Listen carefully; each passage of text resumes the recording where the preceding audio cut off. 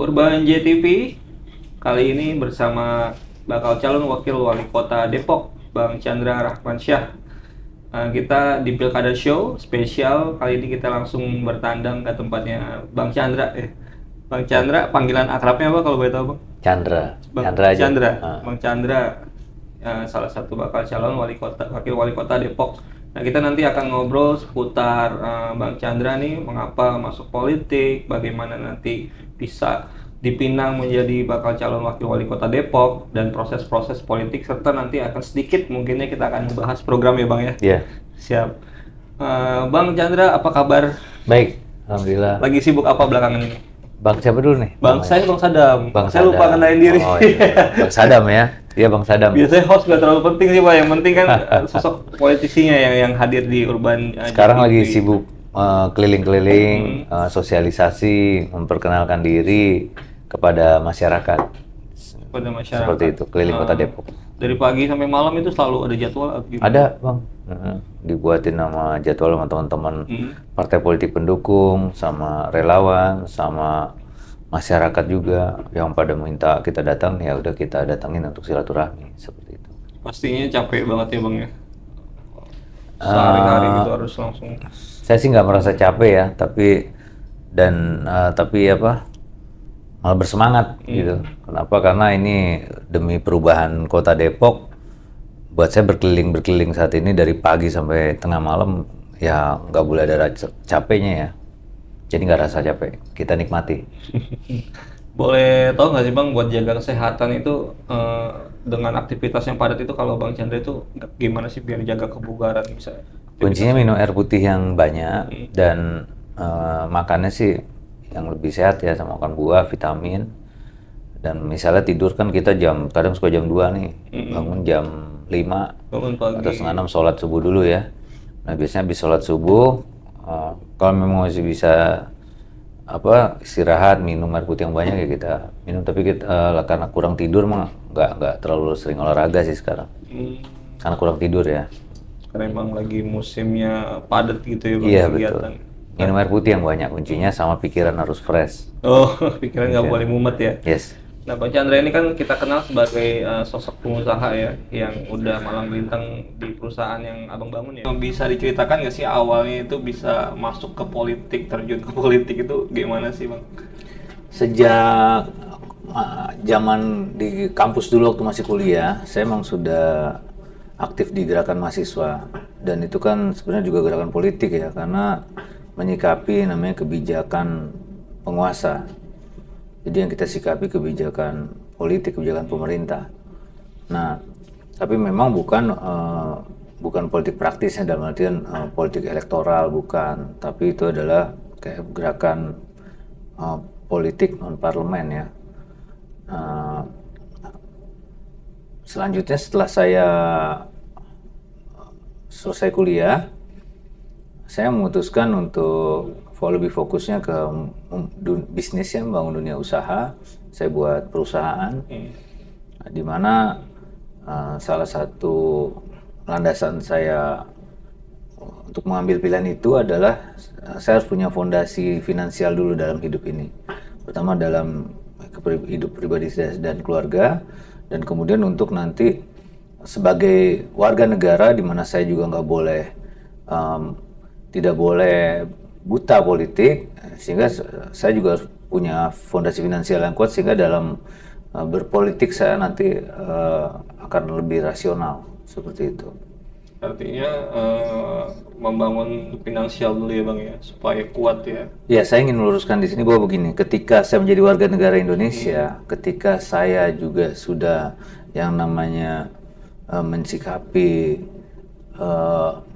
kebijakan penguasa, terus kemudian saya juga menyoroti kebijakan penguasa, saya mendiskusikan kebijakan penguasa, itu namanya sudah berpolitik.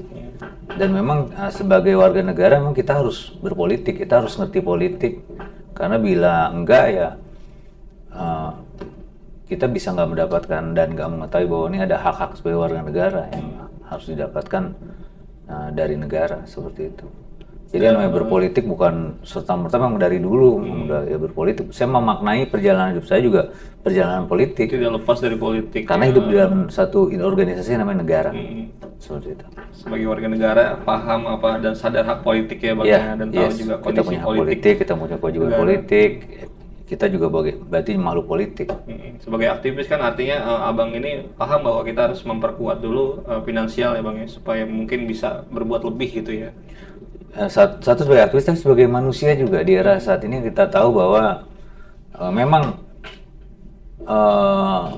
segala-galanya butuh uang, tapi kita harus menempatkan bahwa uang itu bukan segala-galanya. Tapi karena segala-galanya hari ini juga butuh uang, sehingga fondasi finansial juga menjadi penting. Jadi penting. Hari ini. Siap. Bang Chandra, ketika mendapat pinangan sebagai bakal calon wakil wali kota Depok itu gimana sih Bang ke keluarga, apakah mendiskusikannya terlebih dahulu atau gimana prosesnya sampai Abang menerima pinangan tersebut? Ini kebetulan kan beberapa pimpinan parpol di kota Depok teman saya waktu zaman aktivis dulu. Mereka meminta saya maju mendampingi Pak Sufyan Suri. Pertama saya jawab, saya istiqoroh dulu. Oh iya. Kemudian saya harus tanya dulu istri dan juga ibu saya. Kenapa? Karena itu menurut saya harus melalui proses spiritual itu mengingat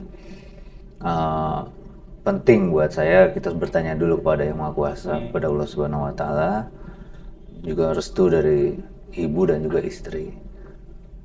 Seperti itu. Nah, ya istiqoroh saya ini agak menarik juga ya. Setelah saya istiqoroh, saya telepon nih teman saya yang pengusaha, mau tahu pandangannya terkait kalau saya maju di pilkada. Jawaban dia ini menarik, bukannya kan karena pengusaha biasanya kan, wah enak nih ntar kita bisa banyak ngerjain proyek nih, kita bisa bisa cari duit nih dari situ. Tapi enggak, jawaban kawan saya ini begini, Mas harus luruskan niatnya, harus bersihkan hatinya Mas, karena ini untuk melayani masyarakat. Nah, emang jawabannya agak berbeda dari yang saya perkirakan, tetapi saya pikir inilah mungkin jawaban istiqorohnya seperti itu. Dan itulah yang saya sampaikan kepada Pak Sufyan Suri pada saat pertemuan pertama saya dengan beliau, dan juga dengan teman-teman pimpinan partai politik waktu pertemuan saya juga dengan mereka membahas masalah pilkada Depok ini. Tapi sebelumnya Abang itu pernah punya nggak sih terbersit keinginan untuk menjadi ya bakal calon wakil kepala daerah gitu Bang? Itu ada nggak sih dalam hati? Enggak terbersit, belum terbersit. Saat itu kenapa? Makanya waktu ditelepon saya sampai bilang ke istri saya, saya panggilkan sayangnya, sayang demi Allah loh, ini aku nggak gerilya-gerilya, nggak cawe-cawe gitu. Tiba-tiba ditelepon diminta mau maju nggak, maju mendampingi Pak Sufyan Suri karena di Depok ini perlu ada perubahan. Dan teman saya disampaikan bahwa saya dinilai sosok yang tepat karena saya saat ini kan juga sebagai tim ahli di Dewan Pertimbangan Presiden, dan sebelumnya juga saya sebagai tenaga ahli di Kemenko Polhukam. Saya juga pernah saya juga background saya pengusaha, aktivis gitu. Jadi itu yang alasan rekan saya di pimpinan partai politik itu menyampaikan bahwa saya sudah cukup memiliki kapabilitas untuk maju mendampingi Pak Sufyan Suri, kapabilitas dan kapasitas menurut beliau begitu. Sosok Pak Sufyan Suri kalau di mata Abang itu seperti apa sih ketika ditawarin kamu nanti akan berpasangan dengan Pak Sufyan Suri gitu? Itu apa Pak Abang udah mengenal sebelumnya sosok? Saya belum terlalu mengenal sebelumnya. Yang saya tahu beliau sekda. Tapi begitu saya bertemu, yang saya lihat beliau ini orang yang sangat ya memiliki kepribadian yang baik. Itu dulu yang paling penting, baik. Dan kita kan juga punya intuisi ya, kita bisa ngeliat, kita ngobrol, oh ini orang baik. Kedua, dia punya niat yang tulus untuk perubahan yang baik bagi warga kota Depok. Yang ketiga, saya lihat dengan rekam jejaknya dan hasil diskusi saya, beliau memiliki kapasitas untuk memimpin kota Depok. Karena kan beliau juga sebelumnya udah berpengalaman puluhan tahun ya di birokrasi. Dan beliau juga doktor dari lulusan IPDN, sehingga saya lihat ini adalah sosok yang tepat untuk memimpin kota Depok, dan saya bersedia untuk mendampingi beliau. Nah, kalau fokus Bang Chandra sendiri, boleh tahu nggak sih Bang untuk di kota Depok nanti akan seperti apa nanti programnya kah atau pekerjaannya apa, udah sudah dikomunikasikan dengan Bang Sufyan? Banyak, ada beberapa fokus kita. salah satunya masalah kemacetan, yang mana pentingnya ada pelebaran beberapa ruas jalan, terutama di Sawangan, di mana anggaran-anggaran ini bisa kita upayakan apa dari pemerintah pusat maupun dari pemerintah provinsi dan juga dari pemerintah daerah itu sendiri. Kemudian fokus yang tidak kalah pentingnya dan menurut saya yang paling penting adalah pendidikan dan kesehatan. Mengingat pendidikan dan kesehatan merupakan layanan dasar yang harus dinikmati oleh seluruh warga Kota Depok agar terwujudnya keadilan sosial bagi seluruh masyarakat Kota Depok, di mana terkait pendidikan dan kesehatan kami melihat bahwa hari ini masih belum bisa semua warga Kota Depok mendapatkan layanan dasar itu secara baik. Contoh misalnya pendidikan. Kemarin kita lihat sendiri di Depok banyak yang kemudian masih ribut masalah nyari bangku sekolah, dan ini sudah menjadi rahasia umum ketika saya keliling-keliling, dan bahkan saya juga mengalami karena anak saya di SMP di Depok ada tawaran-tawaran untuk masuk sekolah negeri itu sekian juta seperti itu. Nah, sehingga akhirnya hal itu menghilangkan kesempatan bagi mereka-mereka yang kurang mampu, dan juga ketersediaan bangku sekolah juga harus menjadi perhatian serius dari pemerintahan kota. Nah, dalam konteks pendidikan, saya melihat secara filosofis bahwa sesuai dengan visi kita, yaitu perubahan untuk Depok Maju, bahwa Depok Maju itu adalah sebuah kota Depok yang memiliki sumber daya manusia yang berkualitas tinggi. Sehingga buat saya yang namanya pendidikan itu harus bisa menjamin bahwa akan menghasilkan sumber daya manusia yang berkualitas tinggi. Nah, sumber daya manusia yang berkualitas tinggi ini salah satu prasyarat utamanya adalah pendidikan formal salah satunya. Nah, saya melihat bahwa sesuai dengan kebutuhan dan tantangan era saat ini, bahwa pendidikan yang layak itu tidak hanya sampai CLTA hari ini, tetapi harus sampai pendidikan tinggi. Sehingga salah satu program unggulan yang selalu saya sampaikan kemana-mana bahwa kita akan memberikan beasiswa dan bantuan kuliah gratis kepada seluruh warga Depok. Sebab kalau menurut saya omong kosong yang namanya Depok Maju kalau masih ada warga Depoknya yang mau kuliah tapi nggak bisa kuliah karena nggak punya biaya. Sehingga dengan peningkatan kapasitas sumber daya manusia tadi, maka di situ nanti akan berefek kepada yang lain-lain. Baik, udah banyak kok papernya bahwa peningkatan kualitas, peningkatan taraf pendidikan atau tingkat pendidikan sumber manusia akan berpengaruh pada peningkatan kualitas sumber daya manusia yang pengaruhnya juga kepada ekonomi maupun tingkat kesejahteraan sumber daya manusia itu. Dan itu udah banyak papernya saya rasa, jadi udah ilmiah. Bisa di itu ya, memang apa peningkatan kualitas SDM itu akan berpengaruh terhadap pertumbuhan juga ya Bang, ekonomi kotanya. Iya, oleh karenanya misalnya contoh gini, sumber daya manusianya kualitasnya meningkat semua, mereka akhirnya punya daya saing, diterima bekerja di luar kota Depok lah taruh.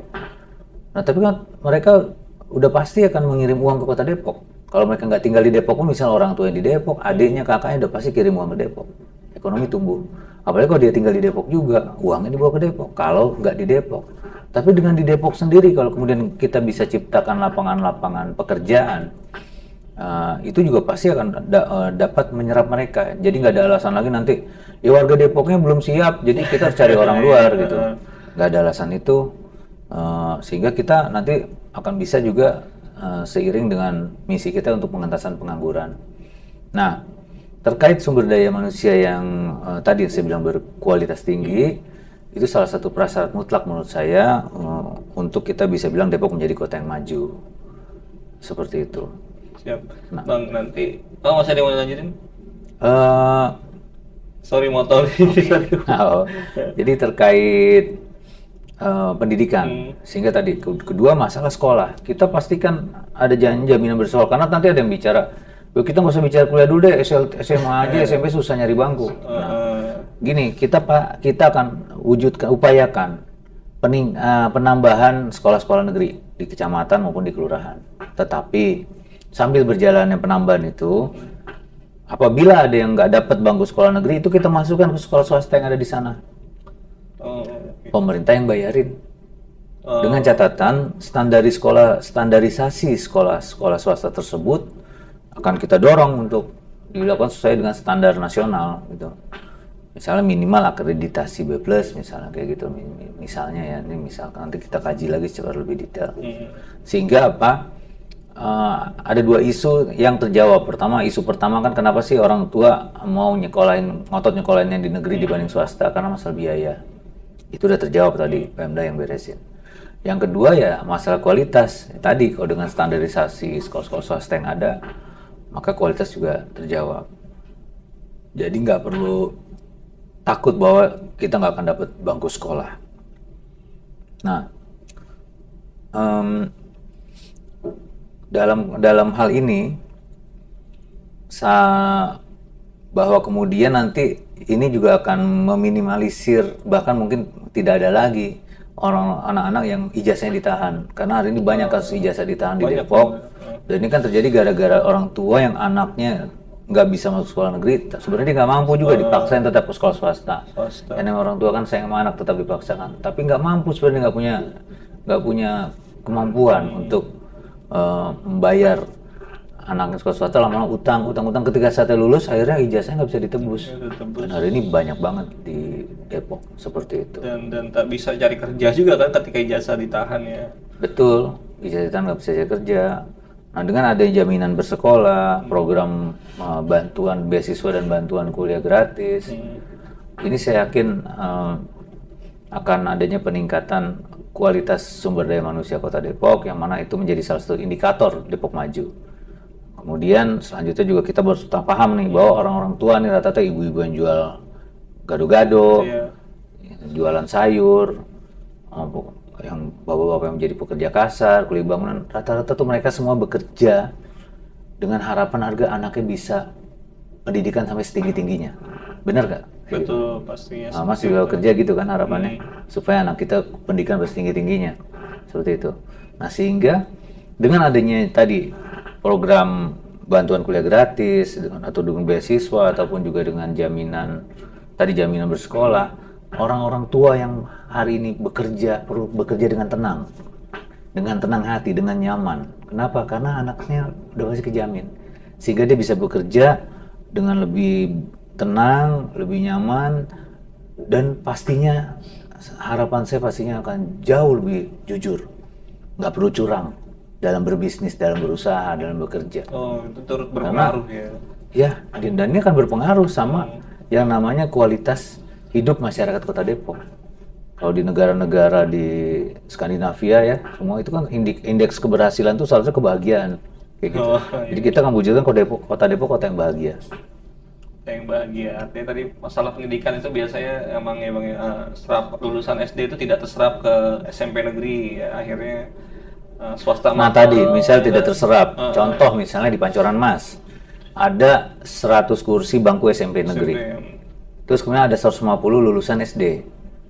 Nah, berarti kan ada 50 yang nggak ketampung di bangku negeri. Memang kita akan upayakan penambahan sekolah negeri untuk dibangun di Pancoran Mas, SMP negeri misalnya. Tapi kalau nunggu itu kan bisa bertahun-tahun, nggak bisa setahun langsung jadi. Belum perencanaannya, belum pembangunannya, belum pembayarannya, belum perekrutan guru-gurunya nanti semuanya. Jadi perlu lama. Nah, sejalan dengan itu secara paralel kita pastikan mereka dapat bangku sekolah. Caranya tadi cari sekolah-sekolah swasta yang di sekitaran Pancoran Mas, bangku kosong dimasukin yang 50 nggak ketampung tadi. Pemda yang bayarin. Dibantu pembayaran. Iya, bantuan itu dengan catatan ya tadi ya anak-anak yang pastinya kan yang kurang mampu kan.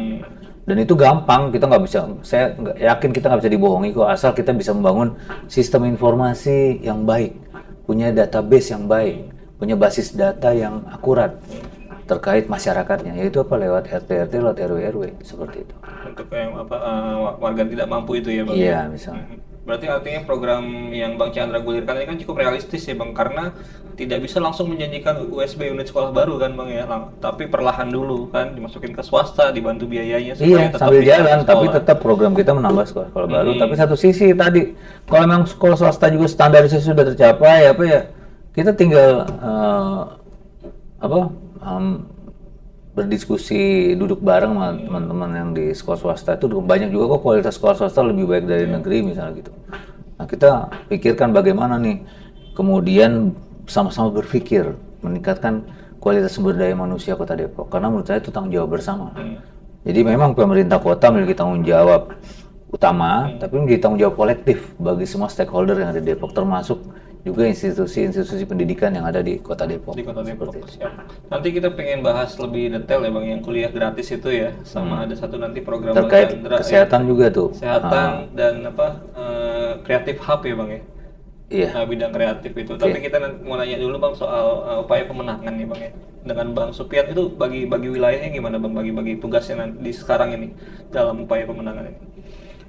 Terkait bagi tugas memang itu menjadi domainnya tim pemenangannya, dan sepertinya saya belum bisa paparkan di sini gitu loh, karena memang masih tahap perencanaan juga, masih juga secara paralel sudah bergerak. Tapi saya belum bisa paparkan di sini karena dapur. Dapur strategi. Tapi kalau segmen-segmen yang kan Abang punya segmen tersendiri pastinya ya Bang ya. Segmen apa sih yang digarap, yang difokuskan gitu? Segmen pemilih. Semua segmen. Oh, semua segmen Bang. Karena memang komitmen kita Depok kan untuk semua. Ya, kami ada wali kota, bukan wali kota kelompok, tapi wali kota semuanya. Jadi semua segmen pasti kan kami upayakan untuk mendukung kami. Semua segmen masyarakat ya, milenial, Gen Z, iya, semua segmen. ibu-ibu, iya, betul. Kami wali kota untuk semua. Siap Bang. Nah, pertanyaan berikutnya Bang, kalau Abang sendiri apakah punya organ relawan tersendiri untuk pemenangan Abang itu bersama Bang Supian itu yang bergerak di masyarakat atau mengandalkan mesin partai Bang? Jadi ada mesin partai, ada relawan, ada tim pemenangan juga. Jadi banyak sih, banyak part-partnya itu dalam pemenangan kami di Kota Depok. Ya, semua sudah bergerak. Banyak komponen-komponennya lah. Banyak komponen. Semua bergerak paralel Bang ya? Sekarang ya? Bergerak secara bersamaan. Siap Bang. Makanya nggak heran kalau survei kita melesat ya, karena semuanya bergerak kan. Elektabilitas terakhir di angka berdasarkan lembaga Finus ya, saya juga nggak tahu tuh lembaga Finus ini, ternyata udah 3 kali survei. Survei pertama waktu itu kita kalah sama pasangan Pak Imam ya, kemudian ke survei kedua masih kalah dengan Pak Imam sebagai kompetitor kami, saingan kami.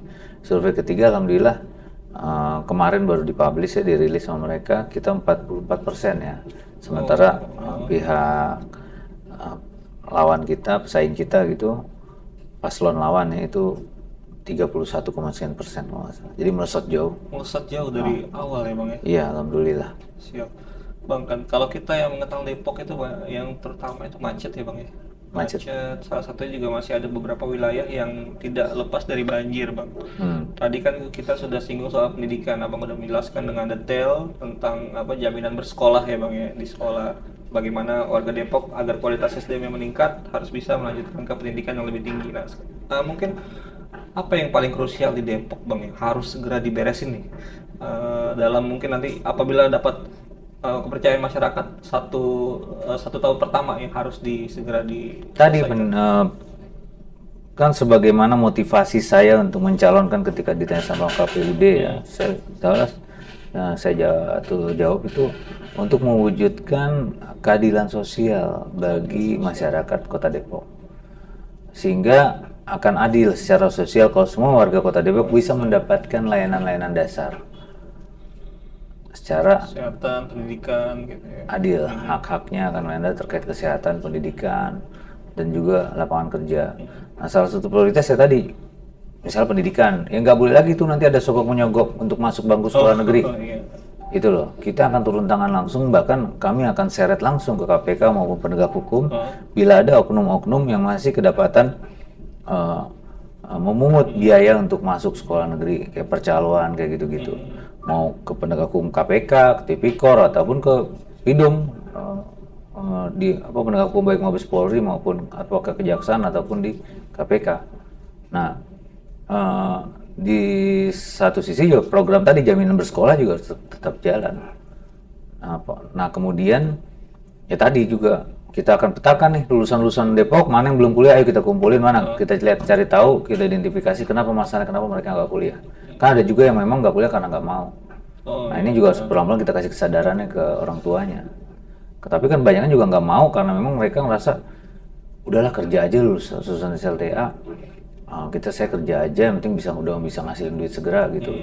Tapi kan harus kita lihat bahwa itu adalah potret kegagalan pembangunan manusia.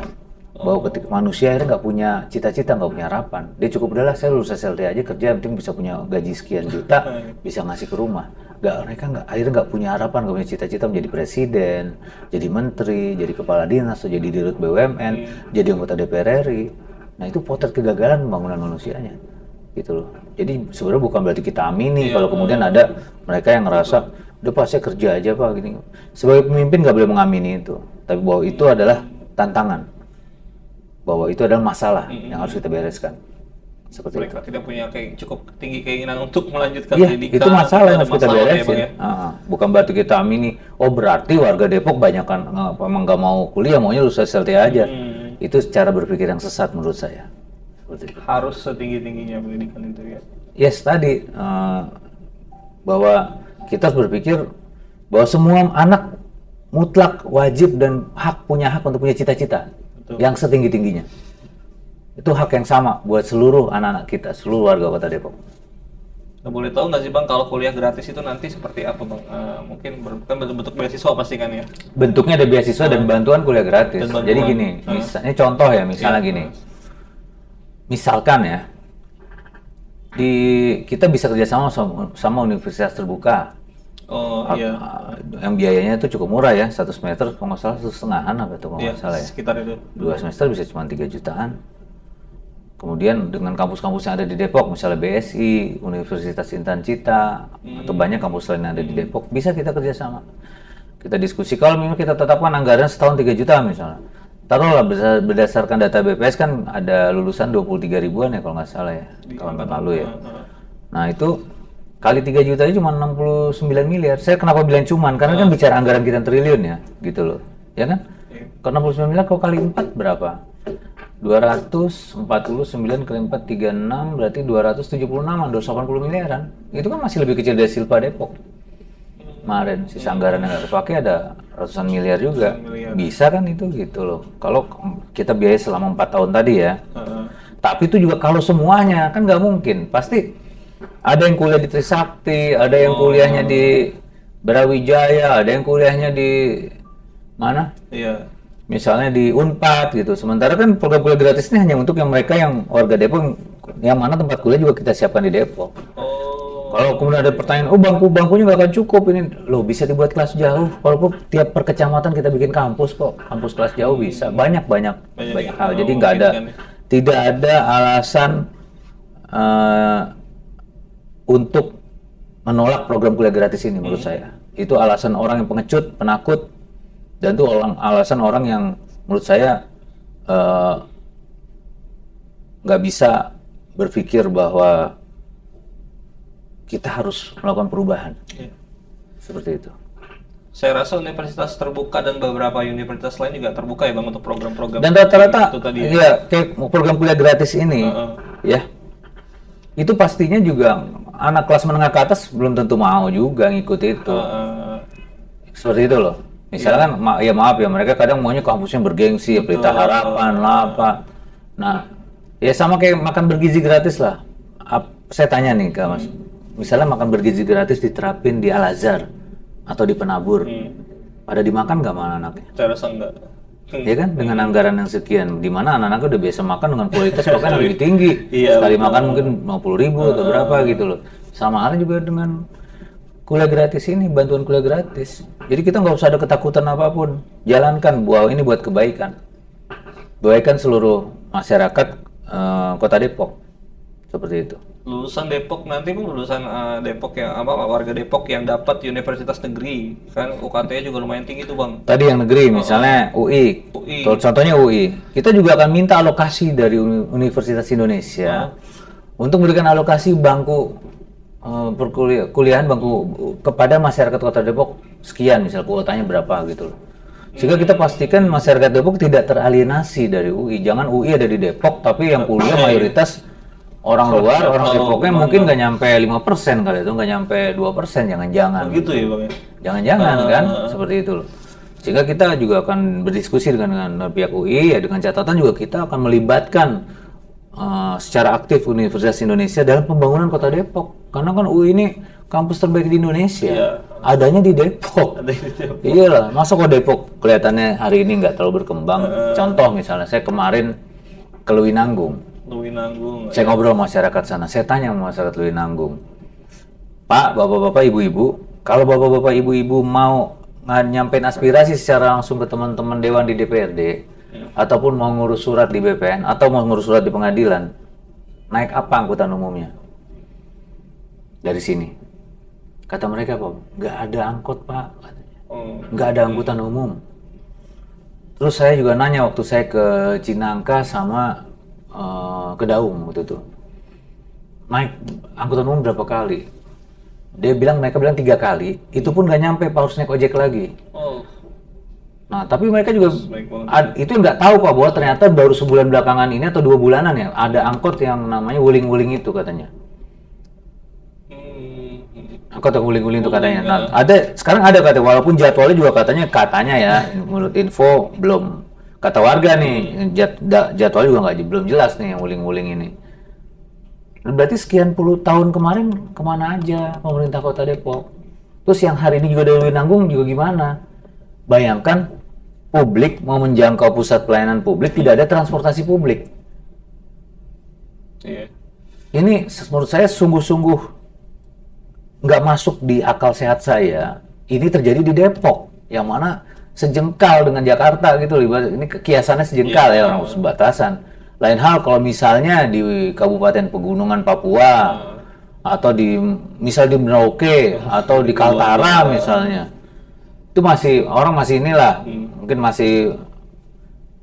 ada masih bisa memaklumi gitu, walaupun juga harusnya enggak ya. Tapi dalam teori tata kota modern, setahu saya transportasi publik bagian penting dari keberadaan kota.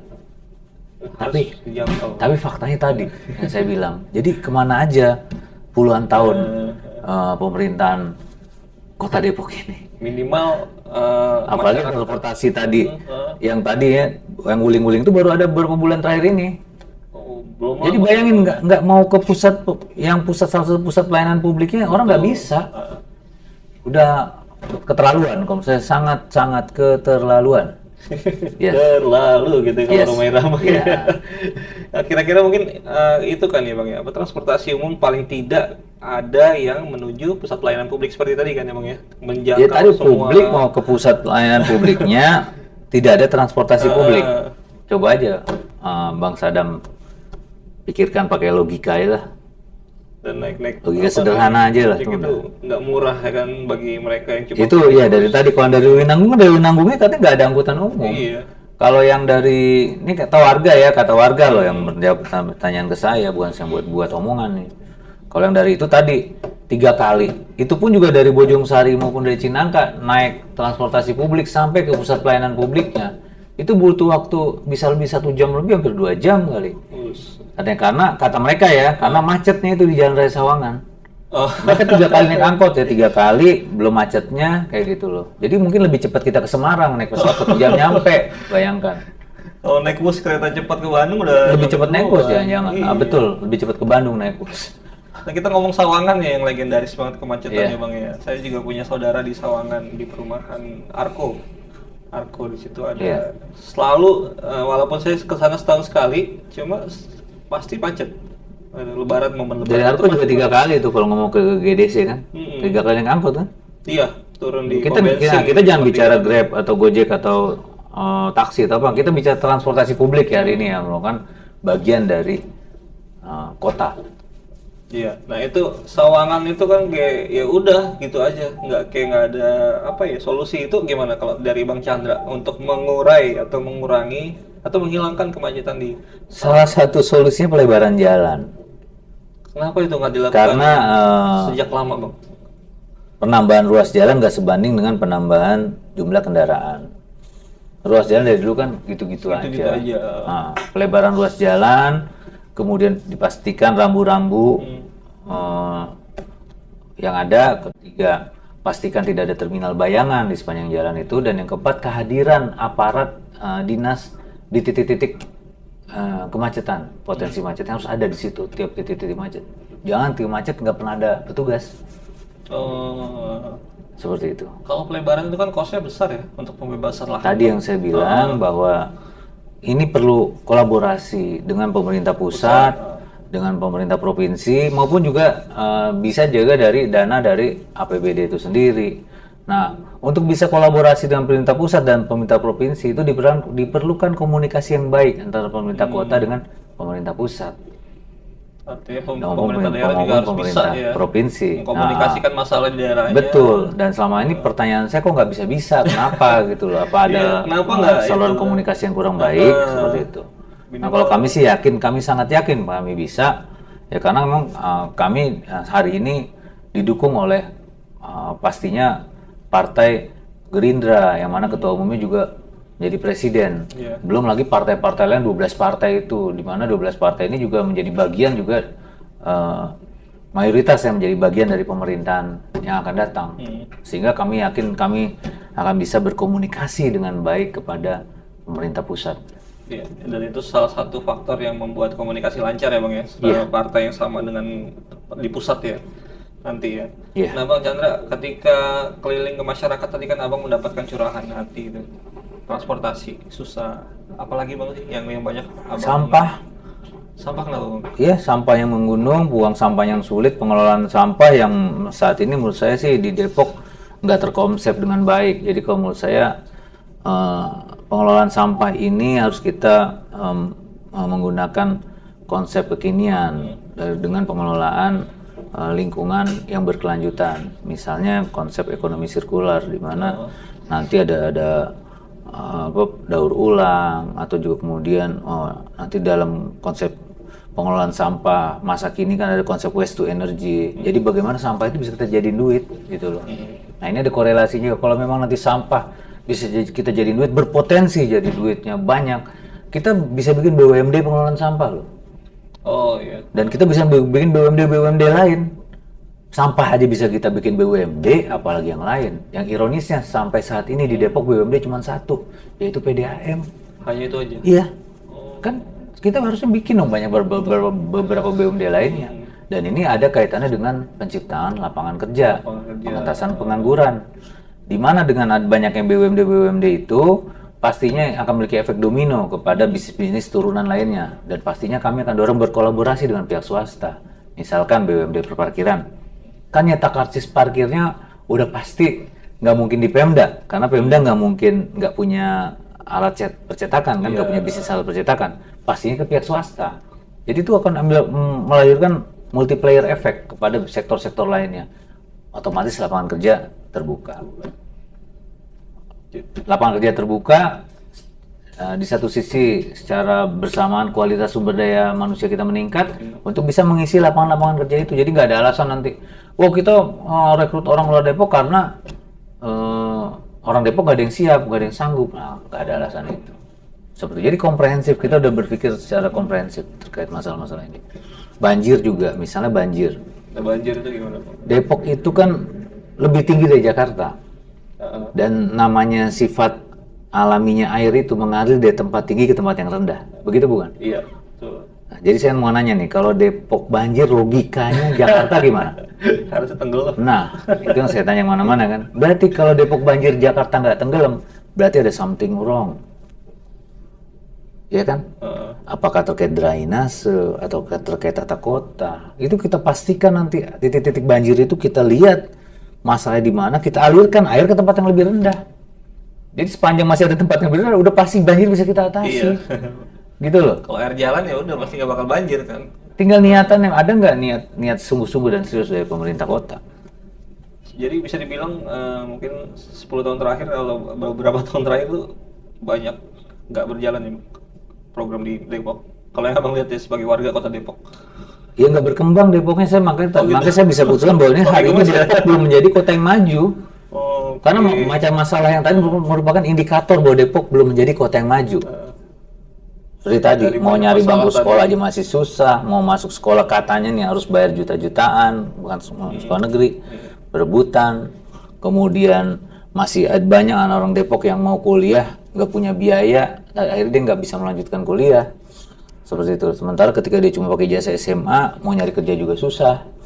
Kemudian tadi masalah-masalah kemacetan, masalah banjir, terutama juga masalah pelayanan publik. Yang hal sederhana tadi, transportasi publik itu yang nggak bisa menjangkau pusat pelayanan publik. Pelayanan publik, siap. Bang Chandra, seberapa yakin sih abang tentang pilkada sekarang? Seberapa yakin abang menang? 100%. Oh, 100%. Iya, 100%. Nah, saya baru mau ngasih skala 0 sampai 100. 100%. Insya Allah. Yakin 100%. banget. Yakin, 100%. Karena masyarakat hari ini semua menginginkan perubahan dan kami punya visi, misi, dan program yang jelas terkait perubahan itu untuk Depok menjadi kota yang maju. Baik. Untuk program nanti akan lebih detail ya di pertemuan berikutnya, Iya, Bang gitu Chandra aja ya.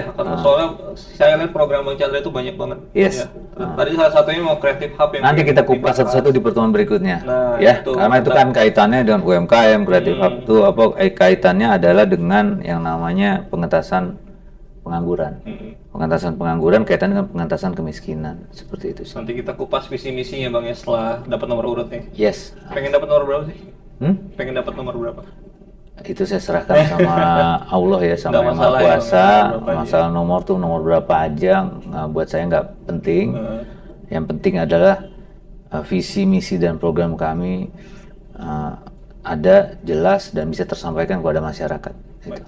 Terima kasih Bang Chandra. Terakhir sebelum kita closing Bang, mungkin ada yang ingin disampaikan kepada masyarakat Kota Depok, silakan Abang sampaikan. Ya, bagi yang menginginkan perubahan, bagi yang menginginkan masalah-masalah yang ada di Kota Depok hari ini terselesaikan, mari dukung Supian Chandra, datang ke TPS pada tanggal 27 November 2024 nanti, dan coblos pasangan Supian Chandra untuk perubahan bagi kita semua warga Kota Depok. Karena perubahan ini bukan tentang Supian, bukan tentang Chandra, tapi tentang kita semua. Pilkada Depok ini besok bukan tentang Supian Chandra tadi, tapi tentang kita semua. Masalah-masalah yang ada tadi dan penyelesaiannya bukan tentang Supian Chandra, tapi tentang kita semua. Maka pastikan bahwa Supian Chandra adalah kita. Ya, keren banget nih, udah siap banget, udah minta coblos aja. Udah, kita nanti tanggal 23 itu penetapan ya Bang. Kalau di Depok tanggal berapa Bang penetapan nomor urut itu? 22 ya. 22 ya penetapannya kalau nggak salah. Nanti saya cek lagi jadwalnya. Terima kasih Bang Chandra udah nyempatin waktunya ngobrol. Makasih Bang Sadam ya. Makasih buat Urban Jabar TV ya. Urban JTV. Urban JTV. Semoga Urban JTV juga dapat menjadi bagian penting dari pilar demokrasi dalam perjalanan bangsa dan negara Indonesia. Karena seperti kita tahu, rekan-rekan media memang salah satu pilar demokrasi yang sangat penting. Terima kasih Bang Chandra. Mungkin selanjutnya bisa sowan ke tempat kita Bang ya. Boleh, insya Allah. Insya Allah. Tapi waktu sibuk nanti sempetin ya Bang ya. Yes. Terima kasih semua yang udah menonton Pilkada Show Close Up bareng Bang Chandra. Nanti berikutnya kita pasti akan bareng lagi Bang ya. Yes. Jangan lupa follow juga media sosial kita di TikTok, di Twitter, Facebook, dan Instagram. Follow juga, subscribe juga YouTube kita. Jangan lupa komen kalau pengen komen nanti ketika video ini udah terbit ya Bang ya. Apa aja aspirasi komenin aja ke Bang Chandra. Yes. Dibalas Bang. Pasti ya, pasti dibalas nanti masih nyampe pokoknya ke Bang Chandra kita sampein. Terima kasih. Assalamualaikum warahmatullahi wabarakatuh. Waalaikumsalam warahmatullahi wabarakatuh. Terima kasih. Terima kasih Bang.